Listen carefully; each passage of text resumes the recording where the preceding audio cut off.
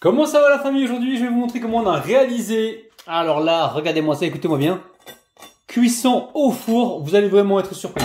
Ce sont des pains de mie farcis avec des pommes de terre, du jambon de dinde, du fromage. Vous allez voir, recette dinguissime. Si vous êtes prêts, on part en cuisine, c'est parti.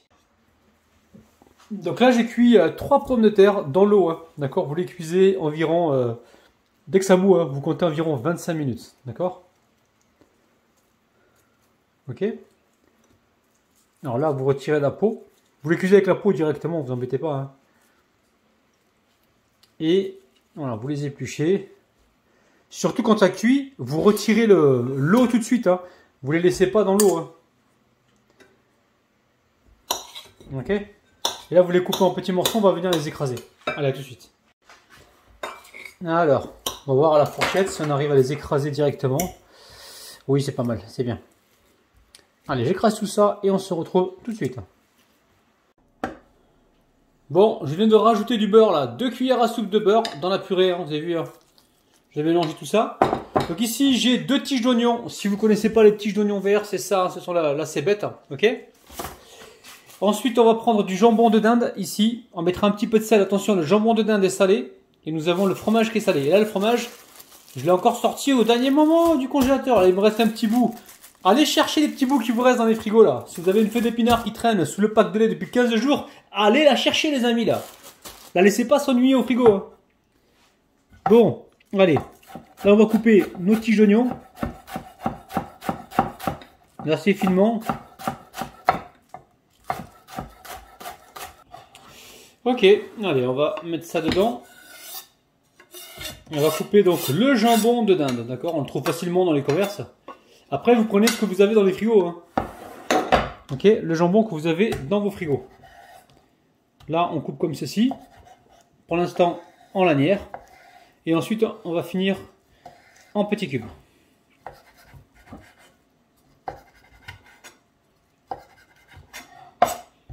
Et là, on coupe très fin. Allez, on va verser tout ça dedans. Après, la quantité de pain de mie va dépendre de votre garniture. Plus vous aurez de garniture, plus il faudra de pain de mie. D'accord?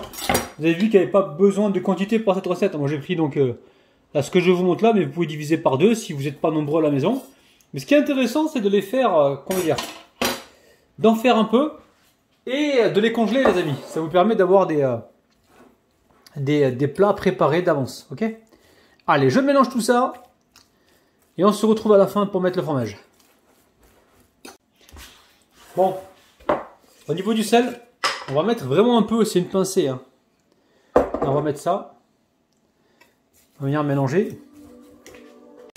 N'hésitez pas, hein, passez ce que vous avez au frigo. Hein, s'il y a des choses à passer, je sais pas moi. Vous voulez passer, les amis, c'est vous qui allez manger. Hein, vous n'allez pas le vendre dans un restaurant. Donc faites la rotation de vos produits chez vous à la maison. Justement pour éviter de rentrer dans le gaspillage. Ça va vous permettre de, comment dire, de pas vous retrouver avec des pertes, des grosses pertes. Ok, ok, donc là, vous voyez, on met un peu de fromage. On va mélanger. Et après, on sera prêt. Et après, on sera prêt. Elle est pas mal celle-là. Petit pouce vers le haut, les amis, hein, si vous avez aimé le petit jeu de mots là. Et après, on sera prêt. Donc là, j'ai commencé à étaler les pains de mie. Hein. Je prends des pains de mie sans croûte. Et je les étale comme ceci, vous voyez.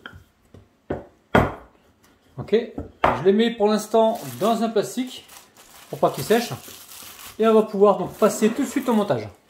Bon, très simple, vous gardez bien les pains de mie donc dans le sac. Ok.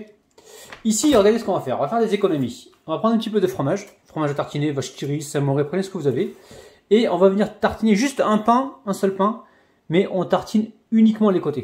Vous voyez, regardez.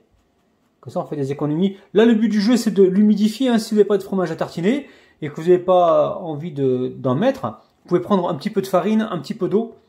Vous mélangez, ça va vous faire une petite colle, une texture de fromage comme ceci. Et vous allez pouvoir étaler. D'accord? Le but du jeu, c'est d'humidifier donc un petit peu les côtés pour pouvoir faire la soudure. Hein, ok? Donc là, on récupère de la farce. Donc là, je vous ai fait une farce simple. Après, libre à vous de rajouter des tomates séchées, voilà, de la moutarde, de l'ail, ok, des oignons hachés finement. Vous pouvez mettre vraiment ce que vous voulez. Moi, je vous montre une base très simple. Voilà, une base économique en même temps. Et après, c'est à vous de jongler avec ce que vous avez, hein, d'accord? N'oubliez pas la fée d'épinards sous le pack de lait, les amis, là. Ok? Allez. Là, je pense qu'il manque un petit peu de fromage juste là. Allez, voilà. Et là, on va faire la soudure. Attention, ne chargez pas trop. Si vous chargez de trop, vous n'allez pas pouvoir refermer donc, votre pain. Et il va s'ouvrir pendant la cuisson. Donc, regardez, là, je reprends le pain comme ça. Et je viens appuyer comme ceci. On fait la soudure. On essaie de repasser 2 fois au même endroit pour être sûr que c'est bien scellé. Ok? Vous voyez? Donc là, on appuie comme ceci. Et on va pouvoir le mettre dans un sac plastique différent pour pas que ça sèche. Je vous montre, j'en ai déjà fait un. Celui-ci, on va le mettre avec, tranquillement. Et je continue ainsi de suite et on se retrouve tout à l'heure. Bon, ici on a 3 œufs et 5 cuillères à soupe de lait. Faut que je vous raconte un truc, les amis, là. Ça, comment dire? C'est un truc qui vient de me passer à la tête. Vous savez, quand j'avais 18 ans, 19 ans, je suis monté à Paris. Et j'ai trouvé mon premier job à Paris, d'accord?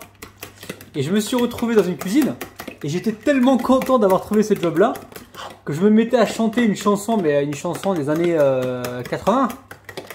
Je suis rentré dans un délire où je chantais je suis la roqueuse de diamants au fond du cœur noir, je suis la roqueuse de diamants. Mais j'étais à fond dans mon truc, en plein délire. Et d'un coup je me retourne. Qui y avait derrière moi? Le boss. Oh purée, j'étais en période d'essai. Oh non. Donc il me regarde comme ça, je voulais terminer ma chanson. Il me regarde, il me dit, mais rigolez pas, hein. Il me dit, alors si j'ai bien compris, c'est vous la roqueuse de diamants? Ah, je me suis fait tout petit. Oh purée. C'était un truc de dingue. Bon, c'est pas grave. Ça m'est passé par la tête. Je sais pas pourquoi, parce que en fait, pendant que j'ai coupé la caméra, je commençais à chanter Je suis la roqueuse de diamants. Et d'un coup, ça m'est arrivé, ça m'est revenu en tête. Je me suis dit, mais ça me rappelle un truc, ça. Voilà, petite anecdote. Ok? Allez, je vais. Alors, oui, oui, ici, donc 3 œufs, 5 cuillères à soupe de lait. Ici, on a la chapelure panko. Je vais vous la montrer. C'est la chapelure japonaise. Elle coûte pas cher. Chapelure japonaise. Et ici, j'ai du fromage râpé. Fromage râpé, on a une bonne poignée. Vous allez voir. J'ai changé d'avis, je devais faire une cuisson à la friture et je me suis dit tiens, je vais essayer de faire une cuisson au four parce que vous êtes nombreux à me réclamer comment fait-on pour la version au four. D'accord? Ben, ça tombe bien, aujourd'hui on va essayer de cuire ça au four. Donc là l'idée c'est de préchauffer le four assez chaud à 210 degrés. D'accord? De mélanger le fromage râpé ou le parmesan si vous avez du parmesan ou du panna granado ou du pecorino directement avec la chapelure. D'accord? Ça va apporter ce côté gras qui va pouvoir gratiner au four, qui va remplacer un petit peu la friture.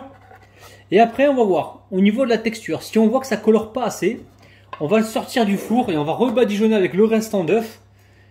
On va peut-être en remettre un petit peu de fromage râpé. Le but c'est d'obtenir quelque chose de bien gratiné. Ok? Je suis la roqueuse de diamants, je suis la roqueuse. Ah c'est un truc de fou. Je venais d'arriver, j'étais tout seul dans la cuisine. Ah là là là. C'est avec le temps qu'on prend de l'expérience les amis. Hein. Ok, donc là, je mélange tout ça. Ok, vous voyez? Alors, une fois que c'est mélangé, j'ai préparé ici une plaque avec un papier tout propre, les amis. Eh ouais, tout propre, parce que l'autre, il ressemblait plus à rien. Je l'ai tellement utilisé, le papier précédent, que là, je me suis dit, allez, il est temps de le changer. Ok, allez, je récupère ici mes pains de mie. Les pains de mie, et on va tout de suite le passer dans les œufs. On a les mains propres, évidemment, on les a débactérisés, donc au vinaigre blanc. On va venir ici égoutter le pain de mie farci, ok? Et on le passe tout de suite dans la chapelure, ok? Chapelure. Il commence les travaux, c'est pas possible! Il pouvait pas faire les travaux ce matin, je faisais pas de vidéo là, c'est un truc de ouf là! La perceuse, quand je commence les travaux, c'est dingue! Ah, il s'est calmé. Ah, il m'a entendu. Ah, il a eu peur là, ça y est, il a eu peur là. Il m'a entendu, le gars. Ok, vous voyez, regardez. Là, on appuie comme ceci. Et on met sur la plaque. Donc, on enlève d'abord l'excédent. Ok. Donc, en fait, vous avez compris, hein, c'est le fromage râpé mélangé mélangé à la chapelure qui va normalement remplacer la friture. Si on voit que c'est pas assez coloré, on va badigeonner avec les œufs restants. Ok? Je continue ainsi de suite et on se retrouve juste après. Bon, regardez, j'ai commencé à badigeonner maintenant parce que si je le fais après, le pain de mie sera chaud et on risque de faire une omelette. Vous voyez? Vous le faites aussitôt, comme ça c'est fait. 210 degrés, après vous surveillez. Hein, si vous voyez que c'est trop chaud, vous baissez un petit peu, d'accord? Le but du jeu, c'est d'avoir une coloration. Je sais pas combien ça va prendre de temps, 10-15 minutes peut-être. Et après, ce sera nous. Je finis mon histoire, les amis, et je vous laisse tranquille après. Mais sincèrement, je tenais le rouleau à pâtisserie comme ça, comme un micro. Je tapais du pied, j'étais à fond dedans, quoi. Je me regardais, il y avait un petit micro-ondes dans la cuisine.